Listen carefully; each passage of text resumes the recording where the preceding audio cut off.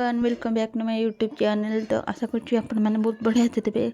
तो आज आम आलोचना करवा जगन्नाथ दास विषय में से क्यों क्यों रचनावली कौन कौन सब रचना करते जमीक आम पूर्व भिडियो आलोचना करते बलराम दास पंचशखा विषय में ज्येष्ठ थे बलराम दास से रचना करते रचनावली जमीक बट अवकाश भाव समुद्र आउ लक्ष्मी पुराण आउ ज्ञान चूड़ामणि से जहाँ भी हो आम सब रचना करते ये सब बलराम दास रचनावली करते। तो आज आम देखा जगन्नाथ दास विषय चलतु देखा। तो ये मुझे गोटे कथा कही रखा चाहूँगी जो मैंने भी आम टेलीग्राम ग्रुप रे जॉइन करना जा जॉइन करूँ डिस्क्रिप्शन बॉक्स रे लिंक अच्छी। तो आर पीडीएफ मु प्रोवाइड करदेवी। चलतु आरंभ करवा कौन ना पुरी सहर अनति दूर रे कपिलेश्वरपुर शासन में भक्तिपूर्ण अति बड़ी जगन्नाथ दास जन्मग्रहण करते। जन्मस्थान कौटी ना पुरी सहर अनति दूर रे कपिलेश्वरपुर शासन में जन्मस्थान मन रखिए।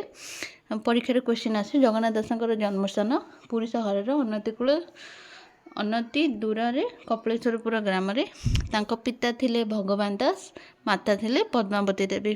तांकर जन्मस्थान जन्म काल संबंध में सठिक बरणी मिले ना जगन्नाथ दासंकर तेणु केतेकर मत दि जाइए। अच्युतानंदकर उदय कहानी अनुसार जगन्नाथ दासंकर जन्म हो 1486 87 ख्रीष्टाब्द।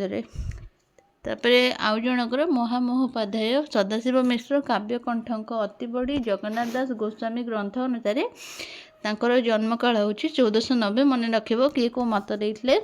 अच्युतानंद को उदय कहानी अनुसार जन्म हो 1486 शिवा सदाशिव मिश्र काव्यकंठ ग्रंथ अनुसार जन्म काल हूँ 1490। दिवाकर दास श्री जगन्नाथ चरितमृत जहाँ जना जाए श्री चैतन्य सहित साक्षात होगा समय जगन्नाथ दास बयस था 18 वर्ष। आम पूर्व आलोचना करते श्री चैतन्य केबे ना 1510 ख्रीष्टाब्द जितेबले पुरी को आसीते सेतेबले श्री चैतन्य और जगन्नाथ दास साक्षात होता जितेबले कि जगन्नाथ दास बयस था 18 वर्ष। बुझीला तापर देला कि श्री चैतन्य 1510 ख्रीष्टाब्द ओडिशा को आसी यही समय जगन्नाथ दास सहित साक्षात हो जगन्नाथ दास जन्म काल 1492 ख्रीष्टाब्द बोली निर्णय हुए। लिखी जाइए या भी हो। तब देखा आम निज पुत्र ठारे महापुरुषर लक्षण मान देखी पिता भगवान दास कौन कले ना पुत्रर नाम रखिले जगन्नाथ। चतुर्थ वर्ष ठारू अष्टम वर्ष मध्य वर्णबोध व्रतपनय आदि कार्य समापन होता। बाल्यकाल कौन करते ना जगन्नाथ दास कौन देला निजर पुत्र ठारे महापुरुषर लक्षण मान देखी पिता कौन कले ना भगवान दास पिता कौन कले ना पुत्रर नाम रखिले जगन्नाथ दास। माने जगन्नाथ दास जितेबले बाल्यकाल थे जी सब चतुर्थ वर्ष ठारू अष्टम वर्ष मध्य सब कर्णबोध व्रतपनय आदि कार्य शेष करदे। द्वादश बयस पितामाता विवाह बंधन में बांधि देवा किसी राजी कर मात्र से राजी होना। तापरे से उच्च शिक्षा मन बदलाई देवे वेदांत शास्त्र कंठस्थ कर सारी खूब कम बयस अति आश्चर्यजनक भाव में बहु शिक्षा आयत्त करते कि जगन्नाथ दास बहुत कम बयस से सबू शिक्षा आयत्त कर सारे।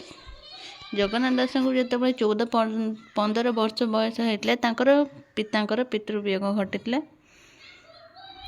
जगन्नाथ दास श्री मंदिर पितांकर पुराण पाठवृत्ति ग्रहण कर नहीं। माता संस्कृत अभिनव टी लिपि जाइए कौन थे ना माता संस्कृत अनभिज्ञ थिबारु से संस्कृत भागवत पुराण को ओडिया भाषा रे रूपांतरित करिसेंती। एक जनश्रुति अनुसार निजर दारिद्र्य हेतु श्री मंदिर रे जन पुराण पंडा को दासंक माता दक्षिणा न दे पारी जेतेबेले निजर दारिद्र्य हेतु श्री मंदिर रे जने पुराण पंडा को ପୁରାଣ ପଣ୍ଡା ଦାସଙ୍କ ମାତାଙ୍କୁ ଦକ୍ଷିଣା ଦେଇପାରିନଥିଲେ।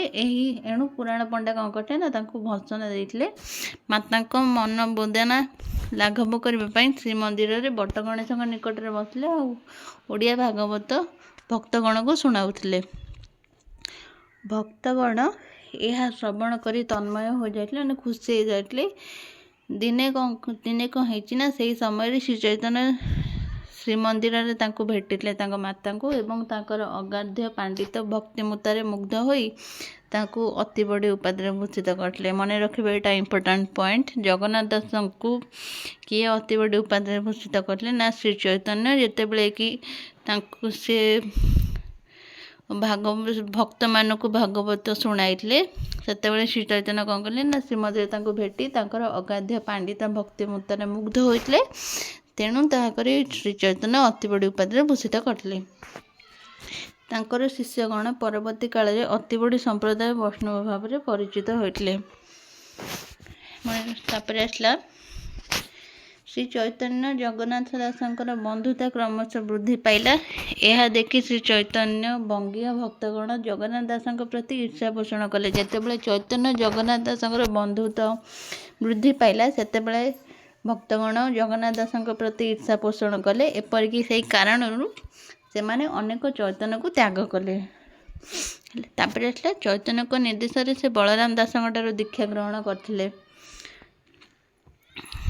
ମନେ ରଖିବ, ଏଇଟା ଇମ୍ପୋର୍ଟାଣ୍ଟ ପଏଣ୍ଟ। କାହା ନିର୍ଦ୍ଦେଶରେ? ଜଗନ୍ନାଥ ଦାସ ବଳରାମ ଦାସଙ୍କ ଠାରୁ ଦୀକ୍ଷା ଗ୍ରହଣ କରିଥିଲେ, ବା ଜଗନ୍ନାଥ ଦାସ କାହାଠାରୁ ଦୀକ୍ଷା ଗ୍ରହଣ କରିଥିଲେ? ଏଇଟା ଆସିଲା ବଳରାମ ଦାସ, ଉଲ୍ଟା ମନେ ରଖିବେ। ତାପରେ ଆସିଲା ଚୈତନ୍ୟଙ୍କ ସହିତ ସେ ଏକତ୍ର ବାସ କଲେ, ତାଙ୍କର ସବୁ ପ୍ରକାର ସେବା କଲେ। ଚୈତନ୍ୟ ଶରୀର ତ୍ୟାଗ କରିବା ପରେ ସେ ତାଙ୍କୁ ଝୁରି 60 ବର୍ଷ ବୟସରେ ଶ୍ରୀକ୍ଷେତ୍ରରେ ସ୍ୱପ୍ରତିଷ୍ଠିତ ସାତଲହଡ଼ି ମଠ ଶରୀର ତ୍ୟାଗ କଲେ। ମତାନ୍ତରରେ ଶିଷ୍ୟମାନଙ୍କ ସହ ଜଗନ୍ନାଥଙ୍କ ପ୍ରଭୁଙ୍କ ଏଟା ଟିକେ ଲିଭି ଯାଇଛି।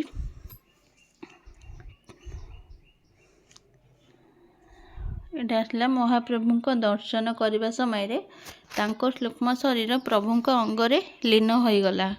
ସ୍ଥୂଳ ଶରୀର ଭକ୍ତମାନଙ୍କର ଗହଣରେ ସାତଲହଡ଼ି ମଠକୁ ନିଆଯାଇ ସମାଧିସ୍ଥ କରାଗଲା। ତ ଏଗୁଡ଼ା କିଛି ଇମ୍ପୋର୍ଟାଣ୍ଟ ନାହିଁ, ଆପଣମାନେ ସ୍କ୍ରିନଶଟ୍ ରଖିଦେବେ। ଯେଉଁଟା ଇମ୍ପୋର୍ଟାଣ୍ଟ ମୁଁ କହିଦେଉଛି।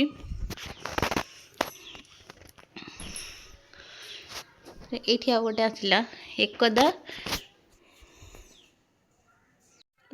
କାଶୀର ଭାରତୀୟ ଦିଗ୍ବିଜୟ ପଣ୍ଡିତ ବ୍ରହ୍ମାନନ୍ଦ ଶ୍ରୀକ୍ଷେତ୍ରରେ ଆଗମନ କରିଥିଲେ। ସେ ଶ୍ରୀକ୍ଷେତ୍ରରେ ପଣ୍ଡିତଗଣକୁ ଶାସ୍ତ୍ରଯୁଦ୍ଧ ପାଇଁ ଆହ୍ୱାନ କରିଥିଲେ। ଜଗନ୍ନାଥ ଦାସ ତାଙ୍କୁ ଶାସ୍ତ୍ରଯୁଦ୍ଧରେ ପରାସ୍ତ କରିଥିଲେ। ସେହିପରି ଅନ୍ୟ ଏକ ଅଲୌକିକ ଘଟଣା, ମାନେ ଜଗନ୍ନାଥ ଦାସଙ୍କର ଅଲୌକିକ ଘଟଣା କ'ଣ କ'ଣ ସବୁ ଘଟିଯାଇଛି ଦେଖିବା। ସମୁଦ୍ର 7ଟି ଲହଡ଼ି ପଛକୁ ଘୁଞ୍ଚିଯିବା କଥା। ଯେପରିକି ଜଗନ୍ନାଥ ଦାସ ସମୁଦ୍ର କୂଳରେ ମଠଟିଏ ନିର୍ମାଣ କରିକି ଯେତେବେଳେ ରହିଲେ, ସେତେବେଳେ ସମୁଦ୍ର ଗର୍ଜନରେ ଦାସଙ୍କ ଜପ ତାପରେ ବାଧା ସୃଷ୍ଟି ହେଲା। ଏଣୁ ସେ ଜଗନ୍ନାଥ ମହାପ୍ରଭୁଙ୍କୁ ନିଜର ଦୁଃଖ ଜଣାଇଥିଲେ। ମହାପ୍ରଭୁ କ'ଣ କଲେ ନା ମହାପ୍ରଭୁଙ୍କ ଆଦେଶରେ ସମୁଦ୍ର କ'ଣ କଲା ନା 7 ଗୋଟି ଲହଡ଼ି ପରିମିତି ସ୍ଥାନରେ ପଛକୁ ଘୁଞ୍ଚି ଯାଇଥିଲା। ସେହି ଦିନଠାରୁ ସେହି ମଠର ନାମ ରଖାଗଲା ସାତଲହଡ଼ି ମଠ। ବୁଝିଲା? ତାପରେ ଆସିଲା ଜଗନ୍ନାଥ ଦାସଙ୍କର ରଚନାବଳୀ। ସେ କ'ଣ କ'ଣ ରଚନା କରିଥିଲେ ଦେଖିବା। ଯେମିତିକି ତାଙ୍କର ଗୋଟେ ଆସିଲା ଶ୍ରୀମଦ୍ ଭଗବତ ଗୀତା, ତୁଳାଭିଣା, ଦାରୁ ବ୍ରହ୍ମ ଗୀତା, ଅର୍ଥକୋଇଲି, ମୃଗୁଣୀ ଶ୍ରୁତି, ଗଜସ୍ତୁତି, ପାଷାଣ୍ଡ ଦଳନ, ମହାଭାରତ, ମନଶିକ୍ଷା, ଦହି ଖେଳ, ଗୁପ୍ତ ଭାଗବତ, 16 ଚଉପଦୀ, ଶ୍ରୀନାମଚନ୍ଦ୍ରିକା, ବ୍ରହ୍ମଗୀତା। ଏଗୁଡ଼ା ସବୁ ମନେ ରଖିଦେବେ, ସ୍କ୍ରିନଶଟ୍ ନେଇଦିଅନ୍ତୁ। ଆଉ ଗୋଟେ ତାଙ୍କର ଆସିଲା ଭବିଷ୍ୟ ମାଳିକା, ରୁକ୍ମିଣୀ ମାଳିକା। ଏଗୁଡ଼ା ସବୁ ସ୍କ୍ରିନଶଟ୍ ନେଇଯାଆନ୍ତୁ। ତାପରେ ଆଜି ପାଇଁ ଏତିକି। ପରବର୍ତ୍ତୀ କ୍ଲାସ୍ରେ ଆମେ ତାଙ୍କର ରଚନାବଳୀ କ'ଣ କ'ଣ ରହିଛି ସବୁ ଦେଖିବା। ଯେଉଁମାନେ ବି ଆମ ଟେଲିଗ୍ରାମ ଗ୍ରୁପ୍ରେ ଜଏନ୍ ହେଇନାହାନ୍ତି, ଯାଇକି ଜଏନ୍ କରନ୍ତୁ। ଆର PDFଟା ମୁଁ ପ୍ରୋଭାଇଡ଼ କରିଦେବି। ଆଜି ପାଇଁ ଏତିକି, ରହିଲି, ନମସ୍କାର।